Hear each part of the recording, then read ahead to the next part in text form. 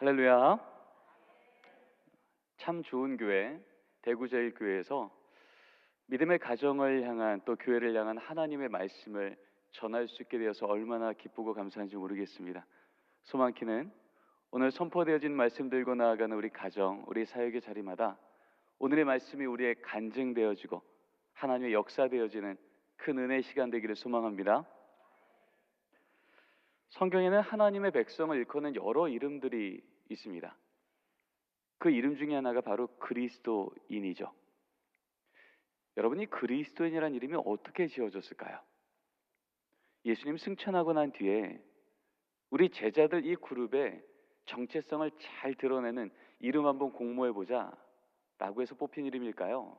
아니면 난 아직 예수를 잘 모르겠는데 저 이상한 사람들, 이미 죽어버린 예수라고 하는 청년이 말한 것을 만나는 사람마다 전하며, 그 예수가 말한 대로 살아가며, 그 예수가 날 위해 이 땅에 온 그리스도 메시아라고 말하는 저 이상한 사람들. 난 아직 예수는 잘 모르겠지만 저들을 보면 자꾸 예수의 말과 삶이 기억나더라. 우리 저 사람들 별명 붙여보자. 그리스도를 따르는 자, Christ followers, Christian. 여러분이 그리스도의 이름이 어떻게 지어졌을까요? 전자겠습니까? 후자겠습니까? 네, 후자입니다. 사도행전 11장 26절 말씀에 보면요, 이렇게 적혀 있습니다. 제자들이 안디옥에서 비로소 그리스도인이라 일컬음을 받게 되었더라. 여러분, 이 말은요, 우리가 지은 이름이 아니라 우리를 보는 세상 사람들이 우리의 삶에 너무 구별되어서 이상해서 붙인 이름이라는 거죠. 지금 이 자리에 예배드리고 있는 여러분들은 어떻습니까?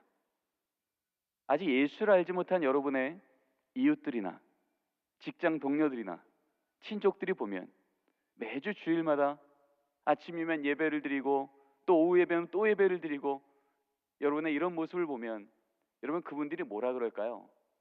정상이라 그러겠습니까? 좀 이상하다 그러겠습니까?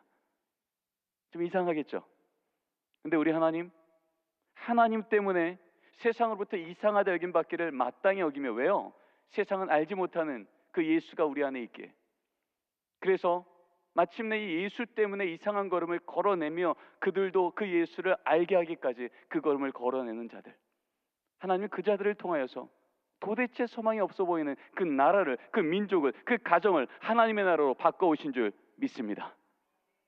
그러게 하나님은요, 지금도 많은 사람들이 모여있는 곳들 중에 바로 예배하는 이 자리를 주목하고 계시는 거예요. 왜냐하면 우리 하나님은 지금도 이 나라를, 이 민족을, 우리 가정을 하나님 바꾸시기로 작정했기 때문인 줄 믿습니다. 여러분, 그런 의미에서 옆에 계신 분들하고 이렇게 한번 권면하면 좋겠습니다. 이상하셔서 감사합니다.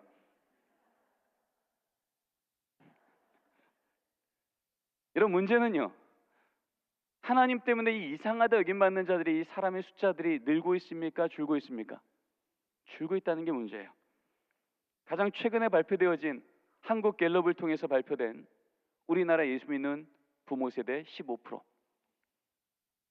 같은 시기에 우리 중고등부 아이들 복음화율 3.8%. 여러분, 3.8%면 우리 교단에서 선교사님 파송할 때 미전도 종족에 해당되는 거 아시죠? 한 반이 25명이면 내 자녀 한 명 예수 믿으면 그 반에 예수 믿는 친구 몇 명 있는 거죠? 아무도 없는 겁니다. 25명에 한 명 예수 믿어야 4%거든요. 여러분, 지금 우리 다음 세대가 미전도 종족이 된 겁니다. 여러분, 그래서 지금 우리 아이들 한 명 한 명이, 우리 가정에 있는 우리 자녀 한 명 한 명이 예수를 믿고 살아가는 게 얼마나 중요하냐면요, 이 아이 한 명이 이번 주에 교회기를 포기해요. 어떤 일이 생겨요? 그 반에 예수 믿는 세대가 끊어지는 겁니다. 우리 자녀가 다시금 교회 와서 예배를 드리면, 하나님, 제가 이번 한 주간도 하나님의 자녀로 살아가겠습니다 결단하고 다시 학교를 가요. 어떤 일이 생겨요? 예수 믿는 세대가 다시 연결되어지는 거예요. 여러분, 지금 우리 다음 세대가 미전도 종족으로 바닥을 치고 있을지라도 여전히 우리에게 소망이 있으면 무엇일까요? 여러분, 그 큰 바다가 늘 신선한 이유가 뭔지 아시죠? 매일 더러운 물이 들어오고 정화시설이 하나 없어도 늘 바다가 신선한 이유는요, 3%가 약간 넘는 소금이 살아있어서. 아무리 우리 다음 세대가 지금 3.8% 미전도 종족으로 바닥치고 있을지라도 여러분, 우리 아이들을 정말 말씀의 소금으로 다시 살려낼 수만 있다면 하나님 이 시대를 다시금 생명의 바다로, 부흥의 파도로 바꿔낼 줄 믿습니다. 이 소망이 있게, 이 믿음이 있게 우린 다시금 이곳에 모여서 하나님이 우리 말씀으로 치유해 주신다면, 우리 가정을 회복해 주신다면 우리는 소망이 있습니다. 이 고백을 갖고 모이게 된 거예요. 여러분, 그런 의미에서 우리 한 번만 더 인사 나눴으면 좋겠습니다. 믿음의 결단을 갖고 우리 옆에 계신 분들하고 이렇게 권면하기로 합니다. 우리 자녀 세대를 말씀의 소금으로 살려냅시다. 인사 나누겠습니다. 우리 자녀 세대를 말씀의 소금으로 살려냅시다. 아멘. 코로나가 오면서요, 우리 많은 연구들을 했습니다. 그 연구의 결과 중에 하나가 이렇습니다. 코로나가 온 지 한 6개월쯤 됐어요. 전국에 있는 담임 목사님들한테 물었습니다. 목사님, 코로나가 와서 뭐가 힘드십니까? 교회가 가장 어려운 게 뭡니까? 그랬더니 1위가 주일 성수인식, 2위가 재정 문제, 3위가 다음 세대 문제였어요. 그로부터 6개월이 지납니다. 그랬더니 여전히 1위는 주일 성수인데 2위와 3위가 바뀝니다. 재정의 문제는 절반 정도 뚝 떨어져 3위가 되었고요.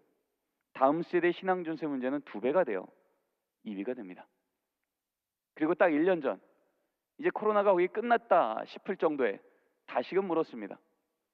그랬더니요, 이제 아예 1위가 다음 세대 신앙 전수의 문제로 나오게 됩니다. 2위가 주일 성수, 3위가 전도.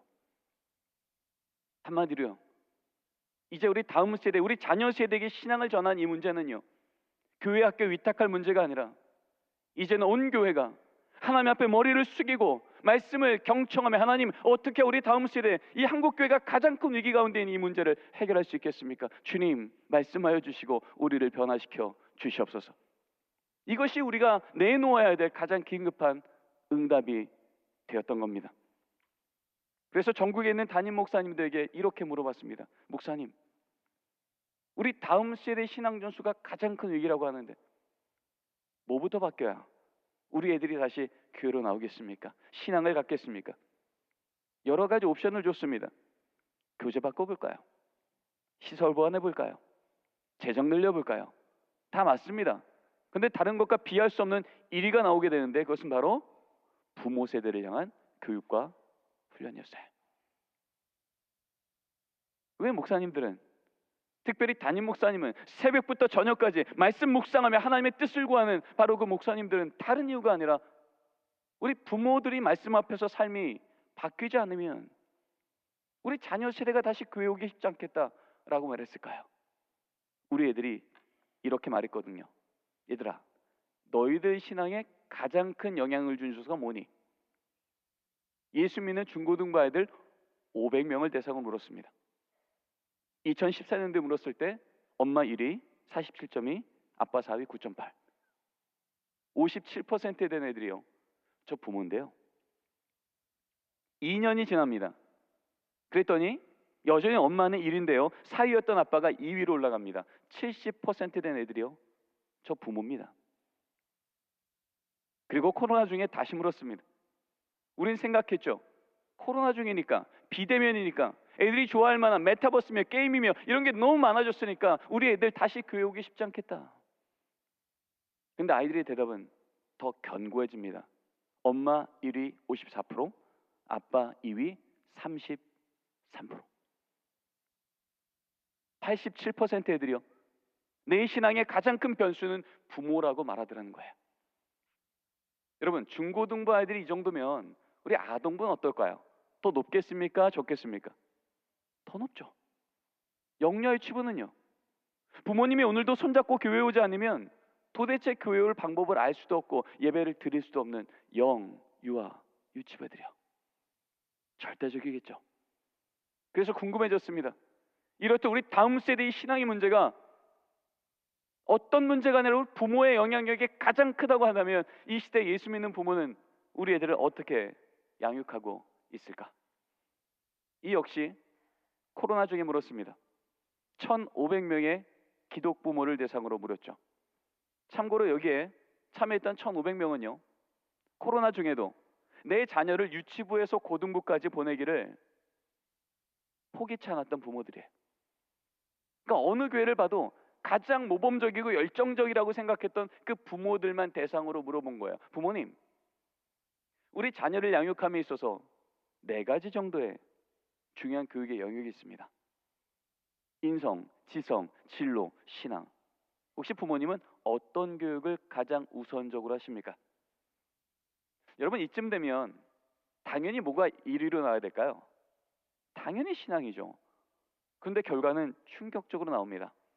1위 인성교육, 2위 지성교육, 3위 진로교육, 신앙교육은 꼴찌가 됩니다. 아니, 그렇게 열심히라고 하는 믿음의 부모 가정 안에서조차도요, 실질적으로 우리 자녀를 양육하는 우리 집안의 현실에서는 신앙교육에 가장 꼴찌로 밀리더라는 거예요.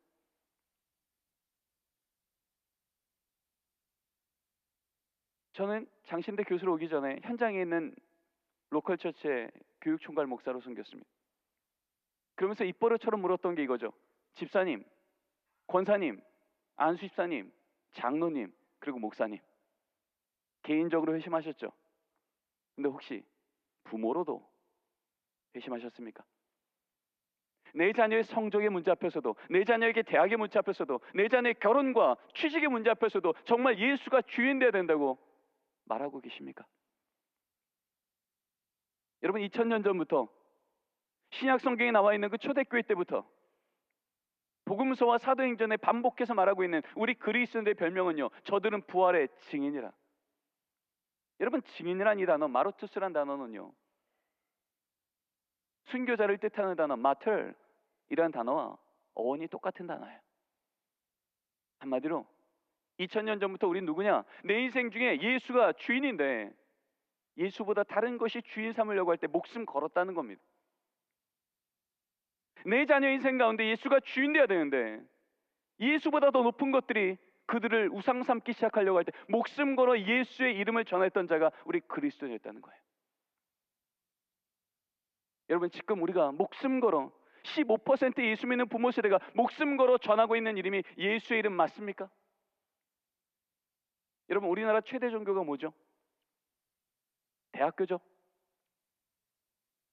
여러분 아시잖아요. 대학교잖아요. 여러분, 수능 시험 치는 걸 보십시오. 우리 자녀는 저 대학 저과에 들어가면 마치 인생 이제 안전할 거다, 다 됐다. 거꾸로 그 대학 그과 떨어지면 어떻게 해요? 마치 그 인생도 엎어진 것이냐? 먼저 부모가 넘어져 있지 않습니까? 예수 믿는 부모라고 다릅니까? 그다지 다르지 같은 것 같지 않습니다. 여러분, 이런 상황 아닐까요? 중학교 2학년짜리 딸아이 첫 기말고사예요. 엄마 집사님이 분명히 주일 아침 10시 중등부 예배 시간인데 학원 앞에 딱 내려주면 얘기하는 거죠. 혜인아, 너 이번 기말고사 얼마나 중요한지 알지? 열심히 공부해. 엄마 열심히 기도할게. 그리고 돌아서셔서 어디로 오세요? 교회로 오세요. 교회에서 뭐라고 기도할까요? 하나님, 이번 우리 딸 좋은 성적으로 하나님께 영광 돌리게 해주세요. 여러분, 우리 하나님 영광 받으시겠습니까? 넌 열심히 공부하라고, 엄마는 열심히 기도하겠다고 그렇게 말하는 엄마의 뒷모습을 보며 이 딸이 무슨 생각하겠습니까? 이런 생각하지 않을까요? 아, 신앙은 여차하면 제껴도 되는구나. 급할 땐 찾고 손해볼 것 같을 때 여지없이 예배가 아니라 특강이, 하나님의 말씀이 아니라 세상의 스펙이 내 인생을 안전하게 지켜주겠네. 여러분, 이 망가져버린 신앙의 기준을 우리 애들이 어디서 배울까요? 학교에서요? 학원에서요? 세상에서요? 아니요. 예수 믿는 부모의 등을 통해서. 여러분, 그렇지 않고서 어떻게 예수 믿는 15%의 부모 밑에 우리 자녀 세대가 지금 미전도 종족이 되겠습니까? 여러분, 2000년 교회사는요, 우리에게 너무나도 선명하게 증언하고 있습니다. 시대는 무너졌는데 하나님이 다음 세대를 놀랍게, 그 가정을 놀랍게 회복할 때마다 하나님은요, 일관적으로 말씀하신 건 교회가 교인들에게 가정 안에서 내가 만나 하나님을 우리 자녀에게 전하라고, 신앙교육은 부모의 책임이라는 것을 알려주라고 명령했다는 겁니다. 500년 전 종교개혁입니다. 하나님 말씀만으로 교회가 다시 갱신되었던 바로 그때입니다. 천년간 교회가 신음하고 무너졌다가 하나님 말씀만으로 다시 교회가 회복되며 믿음의 다음 세대가 세워졌던 바로 그때. 마틴 루터, 존 켈빈, 스티븐 글리, 우리가 알고 있는 종교 개혁자여 담임 목사님이며 성서학자였던 그들이 공통적으로 교회마다 보냈던 목회 서신서에, 목회 지침서에 공통적으로 적었던 문장 하나가 여기 있습니다. 우리 노란색 글씨만 읽어볼게요. 가정은 시작. 작은 교회이자 언약 공동체. 하나님 말씀만으로 다시 교회를 갱신했던 그 리더들이 교회마다 이걸 가르쳐야 된다고 알려주었던 내용이 이거예요. 가정은 작은 교회임을 가르치라는 겁니다. 여러분, 중세 때는 어땠습니까? 교회가 타락했을 때 어땠습니까?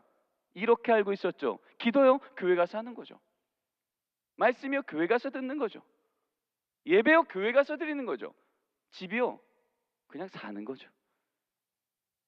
그랬던 교회가 하나님의 말씀 앞에 다시 이 말씀 앞에 서기 시작하니까 이제 이전과 다른 배움을 갖기 시작하는 거예요. 여러분, 교회는요, 아무리 많이 모이고 아무리 자주 모이고 모여서 즐겁고 행복할지라도 여러분 그 안에 예배라는 사건이 멈춰요? 그때부터 교회 아닙니다. 아무리 많이 모이고 아무리 자주 모여도요, 예배라는 사건이 멈추면 교회 아니라고요. 종교 집단일지 몰라도 교회는 아닙니다. 예배는요, 그 공동체가 하나님을 예배하는 교회인지 아닌지를 드러내는 가장 중요한 지표 중에 하나입니다. 아무리 우리 가정 가운데 성경책이 쌓여 있고 아무리 문패 교패가 붙어 있을지라도 하나님, 우리 가정의 주인은 하나님이십니다.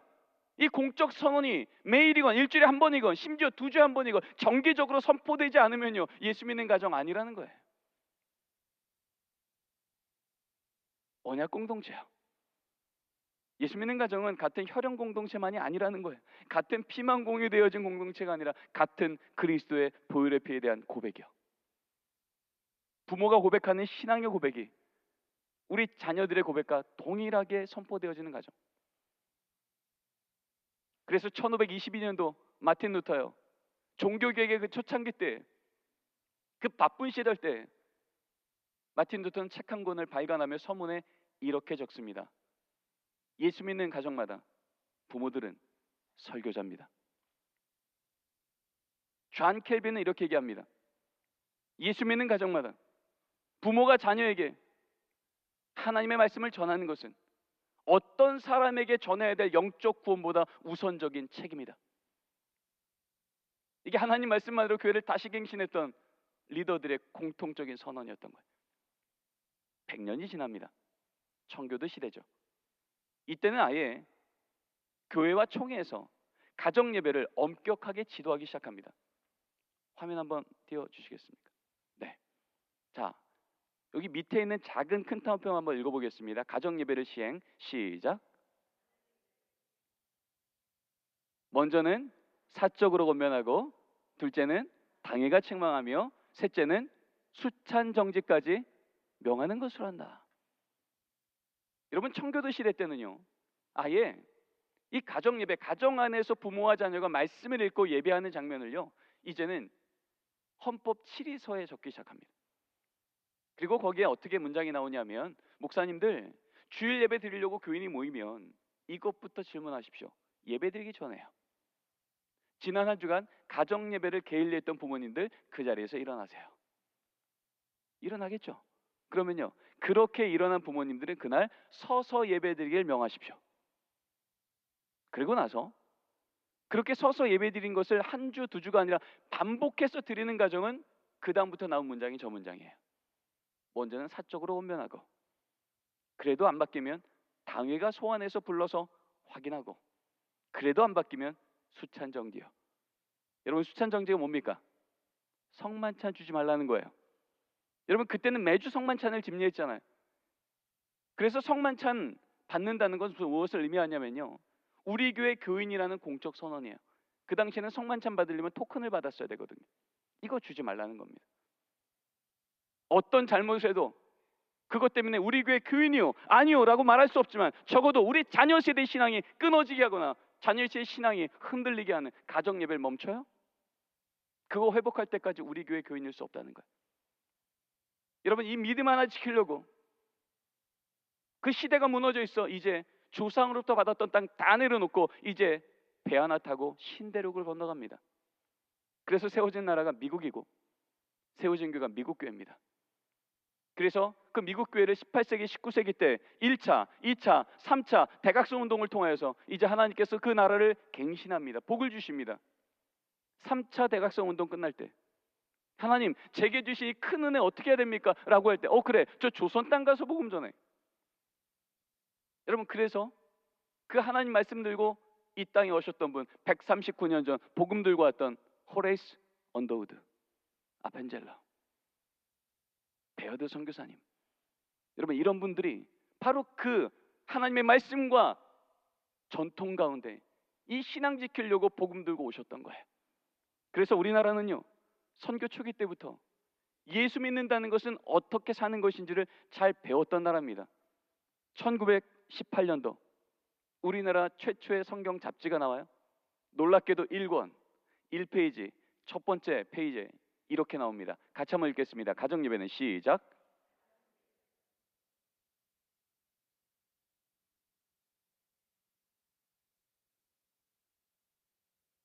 가정예배가요, 그리스도교의 일종 특색이래요. 이 말은 무슨 말입니까? 저 집안이 예수 믿는 집안인지 안 믿는 집안인지 뭐부터 보라는 거예요? 가정예배 있는지부터 보라는 거예요. 수신제가 요서요, 나라 쫓아 뺏겨버린 그 땅 가운데 우리 집안이 다시 일어서고 우리 자녀가 다시 일어서는 그 요소가 뭐라고요? 하나님, 이 나라는 망한 것처럼 보여도 이 나라의 진짜 주인이신 하나님, 그 하나님이 우리 가정의 주인 되어주시면, 우리 자녀 인생 가운데 주인 되어주시면 우리 나라, 우리 가정, 우리 자녀 다시 소망이 있습니다. 여러분, 이것을 고백하고 선언했던 그 믿음의 가정들마다 그 자녀 세대가 영성의 실력같이 빼앗겼던 나라를 되찾게 하시고 무너졌던 이 땅 위에 주님의 몸된 교회를 다시 일으키는 영적 리더로 세움받은 줄 믿습니다. 전 세계는 깜짝 놀랐죠. 어떻게 저 나라가, 복음에 불모졌던 저 나라가 저렇게 엄청난 부흥을 할 수 있을까? 여러분, 그 밑바닥에는, 그 뒤에는 바로 이 말씀 앞에 헌신하고 수고했던, 하나님 외에는 소망이 없었던 바로 그 믿음의 부모 세대가 우리 가정 안에서부터 우리 자녀에게 삶의 등으로 예수를 전했던 바로 그 자리에서부터 있었음을 성경은, 교회사는 우리에게 증언해주고 있는 거예요. 1922년도는요 아예 헌법에 이렇게 기록이 됩니다. 조선 예수교 장로의 1차 헌법이죠. 초대 헌법의 기록에 이렇게 나옵니다. 같이 한번 읽겠습니다. 가정예배는 시작.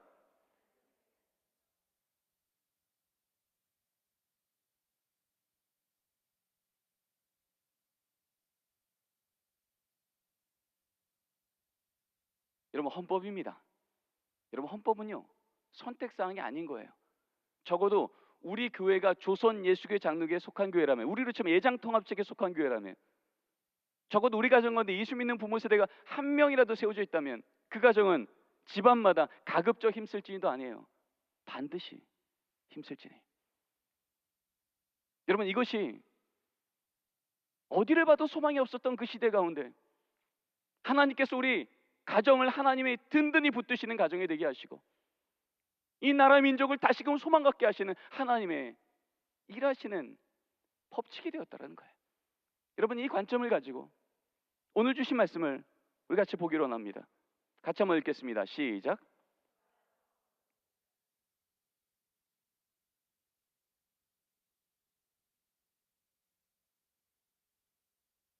여러분, 너무나 잘 아시는 말씀입니다. 하나님께서 믿음의 조상 아브라함을 부르셨습니다. 그리고 말씀하셨죠. 내가 이제 너를 통하여서 믿음의 명문 가문 세워줄게. 너에게 자녀 주어서 그 자녀가 이 땅 가운데 복되게 할게 라고 말씀하십니다. 그러면서 내가 내게 지시할 땅으로 가거라. 그래서 지금 그 땅을 가고 있는 중에 아직 정착하기 전입니다. 근데 하나님께서요 아직 정착도 하지 않은 그 가정을 그 첫 걸음부터 점검하셨던 중요한 한 가지 사건이 있습니다. 이 걸음을 지금 두 가정이 같이 가요. 아브라함 가정과 롯의 가정인데요, 아브라함 가정에는 여호와의 이름을 부르는 제단이 있었고 가정 예배가 있었고 똑같이 하나님께 복받겠다고 그 걸음을 가고 있는데 롯의 가정에는요 양과 소와 장막만 있더라는 거예요. 재단이 있다는 얘기는 없어요. 여러분, 족장 시대 때 친족 아비집을 버리고 다른 지역을 간다는 건 인생 걸었다는 얘기입니다. 나름 믿음이 있었다는 얘기입니다. 그런데 왜 아브라함 가정에는 여호와의 이름을 부르는 제단이 있었는데 롯의 가정에는 제단이 없었을까요? 혹시 이런 거 아니겠습니까? 아무리 머리로 하나님 이 걸음 가면 우리 가정 복 줄 거 맞죠? 라고 믿을지라도, 머리로 동의했을지라도 당장 오늘 하루 내 눈앞에 보이는 양 챙기느라, 소 챙기느라, 장막 챙기느라 가족이 모여 여호와의 이름을 부를 여유가 없었던 가정, 가족이 모여 여호와의 이름을 부를 우선순위가 무너졌던 가정 아니겠습니까? 그랬더니 어떤 일이 생겨요? 소돔 땅이라고 하는, 세상적으로 볼 때 매력적으로 보는 땅이 딱 나타나니까 여기 사람 많네, 직장 많네, 우리 집에 있는 양, 소, 장막 이거 잘 챙겨 들어가면 살만하겠어. 이게 하나님 말했던 복받는 인생이구나.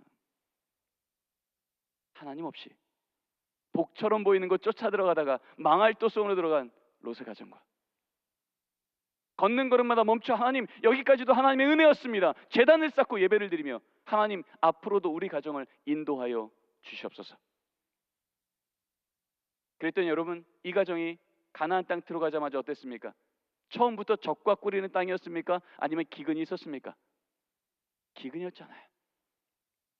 우리 하나님, 우리 가정을 진짜 복 주시는 하나님의 영적 원리는요, 우리 자녀가 들어가는 그 대학이, 그 직장이 복된 곳이어서가 아니라 기근의 땅일지라도 복의 근원 대신 우리 하나님이 함께하여 주시니 가는 그곳이 하나님을 인하여 복된 땅으로 뒤집어지는 줄 믿습니다.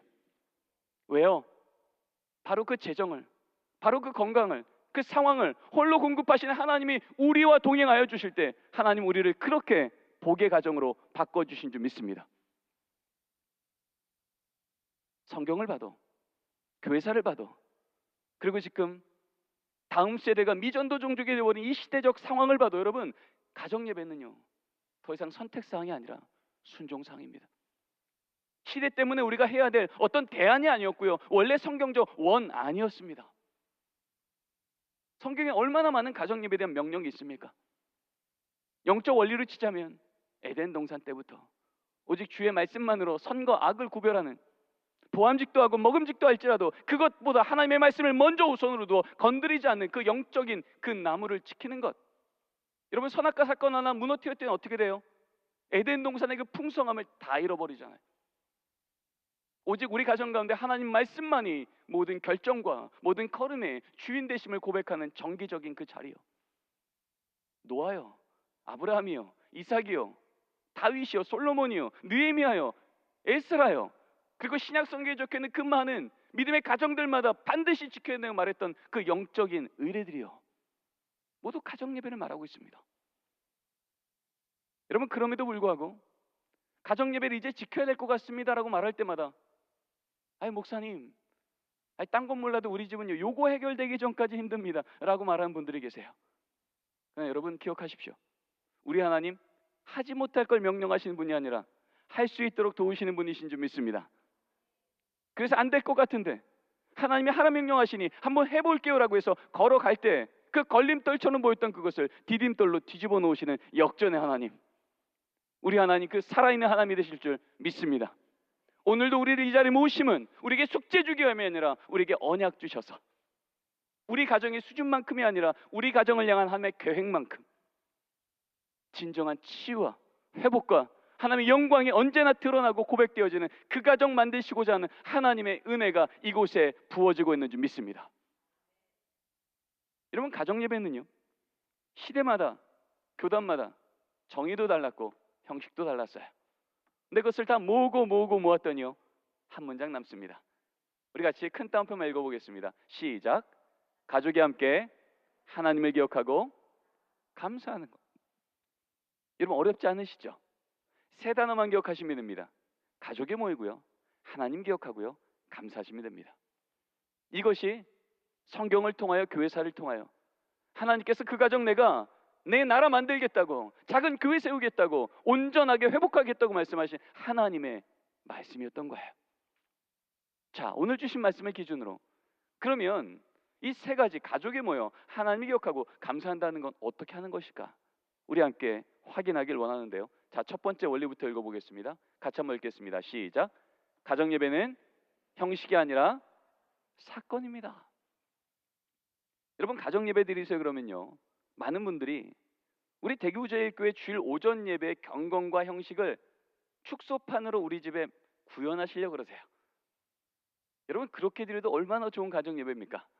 그런데 우리 하나님은요, 우리 가정의 영적 수준을 아실까요, 모르실까요? 너무나 잘 아십니다.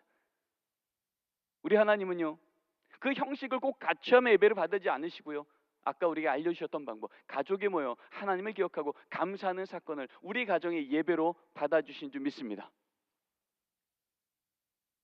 여러분, 2000년 교회사 중에 가정 예배를 가장 잘, 다음 세대를 가장 온전히, 믿음의 가정을 가장 온전하게 회복했던 시대였던 청교도 시대 때도요, 가정 예배에 대한 정의는 이렇게 나옵니다. 가정 예배요? 가족이 모여 성경 한 구절만 읽어도 이미 가정 예배 드린 겁니다. 성경 읽고 기도하고 찬송했습니까? 가정 예배 더 잘 드린 겁니다. 형식에 대해서는 언급조차 없어요. 저희 집은 가정 예배를 15년째 매일 드리고 있습니다. 제 기억에 가정 예배를 빠뜨린 날이 손꼽는 것 같아요. 여러분, 그럼에도 불구하고 저는요, 저희 집에서 가정 예배 드리는 우리 아이들의 모습에요, 이 형식에요, 지금도 적응이 안 됩니다. 분명히 눈은 천장을 보는데 손은 바닥을 쓸고요, 허리는 거의 연체동무에, 입은 끊임없이 떠드세요. 그럼 예배 끝날 때쯤 되면 제 마음엔 늘 의심의 영이 충만해집니다. 도대체 예배 드렸을까? 제가 묻죠. 아들, 너 오늘 말씀 들었어? 장난만 치던데? 그러면 그 아들 입에서 이런 말이 나오는 거예요. 아빠, 오늘 다윗이 골리앗 한 번 볼 때 여호와 6번 봤다는 얘기 아니에요. 걱정 마, 걱정 마. 나도 힘들면 그럴 거야. 걱정 노세요. 초등학교 3학년 제 아들이 그렇게 고백하는 거죠. 분명히 제 눈에는 장난치고 집중 못한 아들밖에 안 보였는데, 그래서 저조차 예배가 안 됐는데, 우리 하나님, 우리 자녀의 연약한 믿음에 제한받지 않으시고 오늘도 심어놓고 다 작정하신 믿음의 씨앗을 심어 놓으신 줄 믿습니다. 여러분, 지금도요, 저희 첫째가 중학교 2학년이고 둘째가 초등학교 6학년인데요 지금도 가정 예배 드릴 때 안 빠지는 멘트가 이런 멘트예요. 누나, 왜 눈 떴어? 너 왜 떴어? 여러분, 15년째 거의 안 빠지면 예배를 드리는 이 가정 안에도요, 여러분, 이것이 빠지잖아요. 여러분, 그럴 때마다 제가 너희들 언제쯤 예배 드릴래라고 지적하는 순간, 여러분, 이 자리가 뭐가 될까요? 예배 자리입니까? 도덕의 자리입니까? 도덕 시간이에요. 여러분, 도덕 시간으로는 사람이 바뀌지 않아요. 많이 가요. 동의 정도는 되지만 사람을 바뀌지 않아요. 사람을 바꾸는 건 사람이 아니라 하나님만 바꾸실 줄 믿습니다. 한 번은 제 연구실에 기자님이 오셨어요. 가정예배 어떻게 드리는 겁니까? 인터뷰를 하다가 저희 집 매일 가정예배 드린다니까요, 저희 집에 가정예배 드린 장면을 촬영하러 오시겠대요. 제가 그랬죠. 절대 오지 마세요. 저희 집 가정예배 드린 형식 보면 여러분들 시험 당하기 딱 좋습니다. 필요하시면 제가 사진 몇 컷만 찍어서 보내드릴 테니 필요하시면 뉴스 자료 화면에 쓰셔도 되고 안 쓰셔도 돼요. 그러고 나서 그날 저녁에 우리 애들한테 예배 드리기 전에 말했습니다. 얘들아, 오늘 가정예배 드린 장면을 혹시나 사진 찍어서 뉴스 자료 화면에 나올 수 있대. 그 말 한마디 하고 그날 가정예배 드릴 때 찍은 사진이 이 사진입니다. 성령 충만한 얼굴이에요. 저는 이 사진을 찍고 깜짝 놀란 거죠. 이날까지 아이들이 이러고 찬양한 적이 한 번도 없었거든요. 늘 이마는 땅에 붙어 계시던 분들이 이날은 이러고 찬양을 하는 거죠. 그리고 말씀드릴 때 찍었던 사진이 이 사진입니다. 얼굴엔 온화한 미소와 허리는 꼿꼿이 펴고 성경을 뚫어지게 쳐다보는 집중력이요. 예배 끝날 때까지 요동치지 않으시는 거예요. 늘 누워 계시던 분들이 오늘 이러고 예배 드리는 거죠. 제가 예배 끝나고 난 다음에 이제 잠을 자는데 잠이 안 오는 겁니다. 도대체 우리 애들이, 이렇게 어린 애들이 위선적일까? 이거 다 거짓인데, 조작인데, 이거 방송국 절대 보내면 안 되겠다, 이런 마음 갖고 있는데요, 하나님이 제 마음속에 이런 선명한 말씀을 들려주셨어요. 그랬구나. 난 오늘도 또 까먹었네 싶어서 또 지적하고 또 혼내려고 그랬는데 아니었네, 다 알고 있었네. 찬양 저렇게 해야 된다는 거, 말씀 저렇게 들어야 된다는 거 까먹어서가 아니라 아직 미성숙해서 못했던 거였구나. 철을 따라 열매 맺으시는 하나님, 시편 1편 3절 말씀을 제 마음에 선명하게 기억나게 하시며 오늘도 저는요, 우리 자녀가 가을의 계절을 기대한 거예요. 누가 봐도 열매가 풍성하고 입에서 나오는 말들마다 어디 가서 간증하고 싶은 그런 모습 기대했는데 지금 우리 자녀는 계절이 뭐예요? 가을이에요, 봄이에요? 봄도 완전 초봄. 분명히 말씀의 씨앗을 심겨줬고 싹은 나고 뿌리는 내려가고 있는 땅 위로 아무것도 안 보이는 거예요. 그냥 모래밭인 거예요. 그러나 우리 하나님 말씀의 씨앗 심겨 놓으시면 죽이지 않으시고 반드시 철을 따라 열매 맺으신 줄 믿습니다. 우리 눈에는 안 보이지만 여러분 매일 하나님께서 저 밑에 있는 저 씨앗을 기르신 것을 믿어서요. 울타리 치고 물 주고 햇볕 줄 때 여러분 아무것도 안 줬던 그 땅은 여름이 돼도 그냥 맹지이고 그냥 모래밭이지만 씨앗을 뿌렸던 그곳은요, 울타리를 쳐주고 물을 줬던 그 땅은요, 여름이 되면 줄기가 올라오고 가을이 되면요 열매가 맺히는 줄 믿습니다. 우리 하나님 그렇게 일하시는 거예요. 우리 눈으로는 보이지 않을지라도 하나님은 오늘도 일하고 있는 줄 믿습니다. 여러분 우리 옆에 계신 우리 성도님들과 이렇게 한번 권면할게요. 형식이 아니라 사건입니다. 여러분 두 번째 원리입니다. 같이 한번 읽겠습니다. 시작. 가정예배는 숙제 시간이 아니라 축복의 시간입니다. 여러분 많은 가정들이요 가정예배를 숙제처럼 하세요. 그러니까 가정예배를 자꾸 가정 모임처럼 하세요. 여러분 가족 모임 아시죠? 가족이 모여 부모님이 하고 싶은 얘기 다 하시는 시간이에요.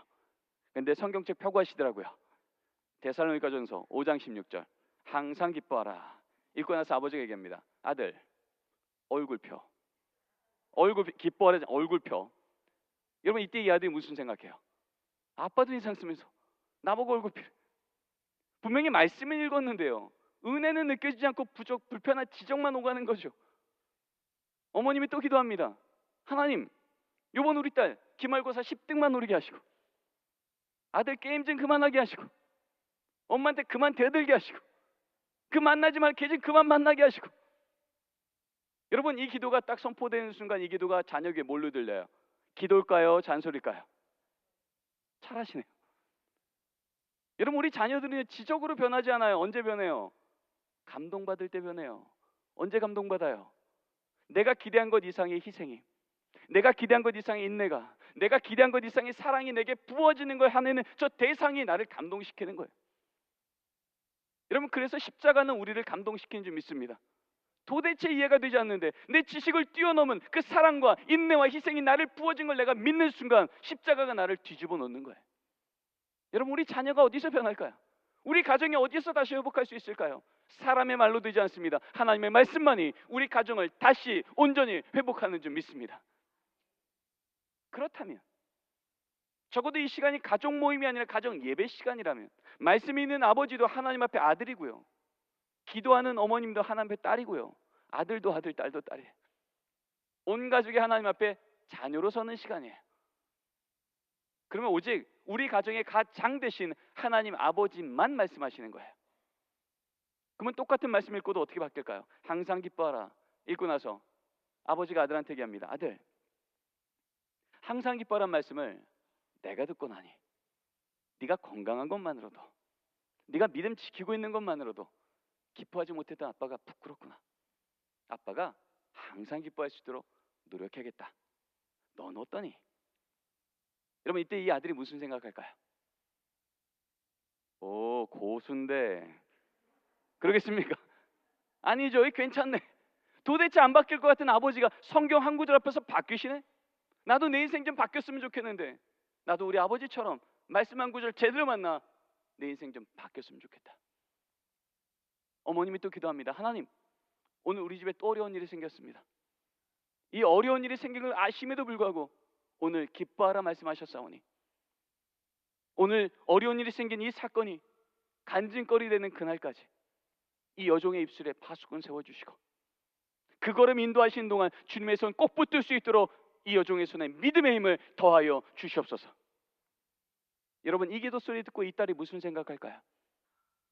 이쯤이면 우리 엄마도 절망할 줄 알았는데 하나님 원망할 줄 알았는데 여기 진짜 신앙의 거인이 앉아있네. 나도 우리 엄마처럼 예수님 제대로 만나 어떤 상황에도 요동치지 않은 안전한 인생 살고 싶다. 성적 때문에 외모 때문에 돈 때문에 내 인생이 흔들려 너무 괴로웠는데 나도 우리 엄마처럼 예수님 제대로 만나 어떤 상황에도 흔들리지 않는 멋진 인생 살고 싶다. 여러분, 이 딸이 기도가 뭔지 거기서 배우지 않겠습니까?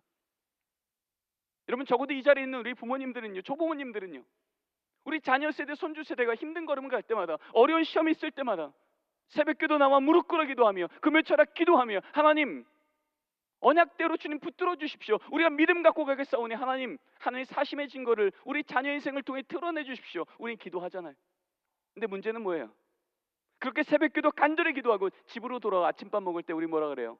우리 자녀한테요, 근데 너 성적은? 근데 너 대학은? 근데 너 취직은? 우리 자녀 교회 믿음의 부모 세대가 하나님 말씀 따라 어떻게 기도하고 이 기도 가운데 하나님이 일하고 있는지를 들어본 적이 없는 거예요. 그러니 이 자녀 눈엔 뭐만 보여요? 말로는 예수 믿는 가정이라고 하는데, 이 말로는 하나님만 의지한다고 하는데, 우리 부모 입에서 나오는 말은 늘 예수 믿지 않는 사람과 다르지 않네. 여러분, 기도를 어디서 배울까요? 내 삶의 걸음마다, 위기마다 우리 자녀가 내 삶을 하나님 앞에 내어놓고 어디서 기도를 배울까요? 일주일 168시간 중에 1시간 교회 학교 나와서 대표 기도 듣는 것만으로 여러분, 우리 자녀들이 오늘 내 삶 속에 있는 이 많은 문제들을 어떻게 기도할지 배울 수 있겠습니까? 그래서 성경은 말하는 거예요. 이제 가나안 땅 갓 들어가기 바로 전에 쉐마를 통해 주님 말씀하십니다. 너는 내가 내게 명한 이 말씀을 어디에 새기고요? 머리에 새기고입니까? 마음에 새기고. 여러분, 레바브라는 이 히브리어 단어는요, 마음이란 단어는 우선순위한 얘기예요. 중심이란 얘기예요. 무슨 얘기일까요? 내가 만난 하나님, 홍해를 마른 땅처럼 건너가게 하시고 눈만 들면 구름기둥 불기둥을 보게 하시고 만나 매출하 그 40년을 먹이셨던 하나님, 세상이 뭐라 그래도 내게 살아있는 그 하나님, 그 하나님이 내게 말씀하신 그 말씀을 어떻게 해요? 앉았을 때든지 일어날 때든지 길을 갈 때든지 삶의 등을 통해 보이라는 거예요. 위기가 오면 무릎 꿇어 기도하는 걸 자녀에게 보이고, 감사한 일이 생기면 가족이 모여 하나님을 찬양하는 찬송 소리가 문지방을 넘어가는 가정. 그렇게 무릎 꿇고 기도했더니 하나님의 때가 됐을 때, 하나님이 아니고 설명할 수 있는 기적 같은 사건이 우리 가정 가운데 간증으로 임할 때, 바로 그때 이 자녀는 경험하는 거예요. 내 하나님은 귀로 듣던 교리 하나님이 아니라 내가 오늘 눈으로 본 살아있는 하나님이라고요. 신앙은 그렇게 배워가는 겁니다. 그럴 때 이 청년은요, 위기가 오면 나도 모르게 무릎 꿇어 기도하는 청년 되며, 감사한 일이 생기면 하나님께 손들어 찬양하여 하나님이 아무리 복에 복을 주어도 그것이 우상되지 아니하고 하나님의 사심을 더 찬양하는 진짜 복된 믿음의 다음 세대로 성장하게 된 줄 믿습니다. 복된 가정은 그렇게 세워지는 거예요. 노동의 손끝에서 나오는 게 아니라 기도하는 손끝에서 하나님이 복을 주시사 그 가정의 인생을 붙드시는 걸, 매일이건 일주일에 한 번이건 정기적으로 하나님, 우리 가정의 주인은 하나님이십니다 고백하는 그 자리 위에 하나님이 역사함을 눈으로 보는 것, 그 복된 자리가 가정예배인 거예요. 여러분 기억하십시오. 가정예배는요, 가족 모임이 아니고요, 가정예배 시간입니다. 우리 마지막 원리입니다. 같이 한번 읽겠습니다. 함께 읽겠습니다. 시작.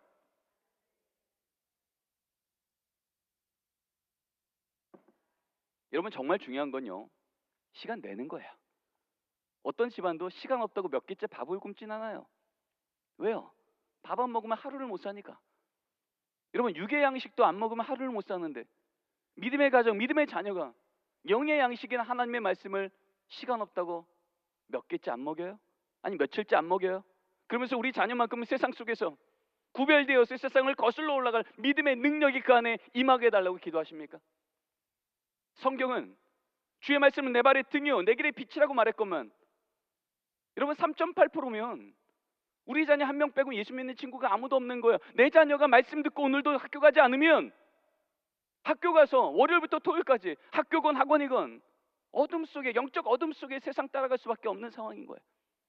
그래서 하나님 말씀하시는 거예요. 적어도 믿음의 부모 세대가 하나님께서 세우신 그 가정 안에서 정기적으로 하나님을 함께 기억하고 감사하는 자리에서 내 자녀가 말씀을 듣게 하라고요.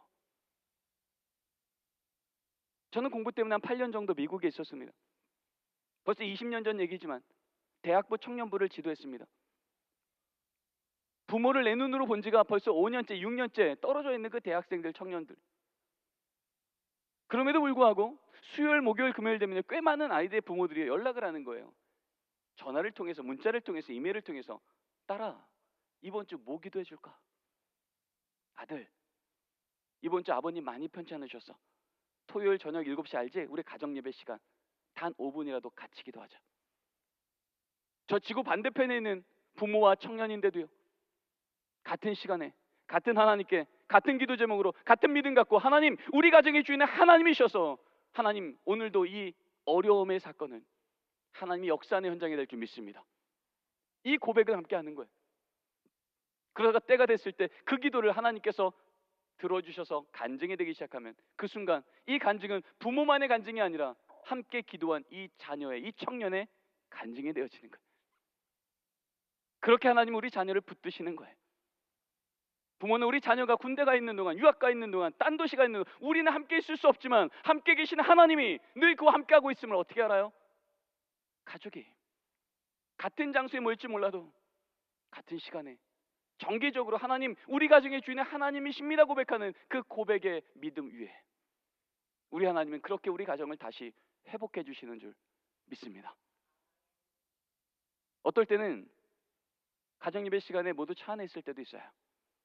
그땐 제가 애들한테 얘기하죠. 얘들아, 오늘은 우리 모두 차 안에 있으니까 하나님 말씀을 못 읽으니까 우리 각자 하루 가운데 하나님께 감사한 거 있으면 나눠보자. 왜요? 가정 예배는 가족이 모여 하나님 기억하고 감사하는 거니까. 그러면 제 딸이 얘기합니다. 아빠, 저 학교에서요 걔랑 화해했어요. 아 그래, 우리 하나님 화해하는 마음 주셨구나. 참 감사하다. 제 아들한테 묻습니다. 혜건아, 너 오늘 하루 하나님께 뭐 감사해? 요즘은 안 그런데요. 초등학교 3학년 때까지만 해도요 늘 똑같았어요. 뭐 감사해 그러면요, 없는데. 맨날 없대요. 그래서 저 가만히 있잖아요. 너 오늘 저녁 반찬 뭐 먹었어? 고등어구이. 그래, 고등어구이는 누가 주신 거야? 마트가. 아니 마트는 판 거지. 누가 주신 거야? 어부가. 아니 어부는 잡은 거야. 누가 주신 거야? 끝까지 가서 누구의 이름을 받아내요? 하나님. 그래, 하나님, 오늘도 너에게 키가 자라고 지혜가 자라고 사람과 하나님 앞에 자라 사랑스럽게 하시려고 네가 알지 못할 때 저 바다 끝에서 고등어 알을 낳게 하시고 자라게 하시고 잡히게 하시고 요리되게 해서 네 입에 쏙 넣어주셨네. 오늘 네가 먹은 건 고등어구이가 아니라 은혜 조각이네. 은혜 조각. 내가 씩 웃습니다. 믿음이 쏟는 게 아니에요. 허탈에 쏟는 거예요.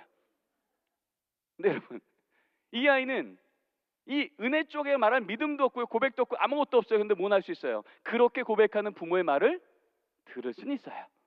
믿음은 어디서 난다고요? 들음에서 나며, 들음은 뭐라고요? 예수 그리스도에 대한 말씀이라고요.